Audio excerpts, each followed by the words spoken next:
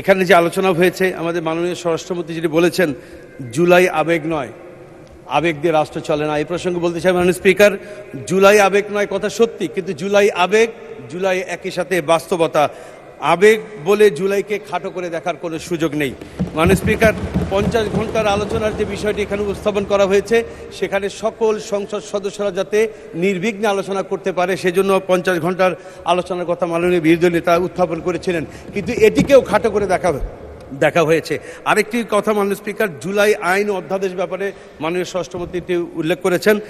তিনি বলছেন জুলাই আইনও না, অধ্যাদেশও নয়, কিন্তু সংবিধানের 152তে বলা হয়েছে সকল অধ্যাদেশী আইন। সুতরাং তিনি এই মন্তব্যটি তার দায়িত্বশীল মন্তব্য হয়নি। আমরা আশা করি ভবিষ্যতে তিনি দায়িত্বশীল মন্তব্য করবেন।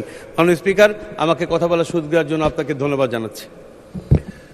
ধন্যবাদ মাননীয় সদস্য। আমি অত্যন্ত বিনয়ের সাথে আপনার দৃষ্টি আকর্ষণ করছি, সংসদে দেখে দেখে পড়া অ্যালাউড না। আপনি নোট রাখবেন, একবার তাকিয়ে তারপরে হাউজের দিকে তাকিয়ে বক্তব্য রাখবেন আগামীতে, এটাই আশা করি, এটাই সংসদের রেওয়াজ। ধন্যবাদ।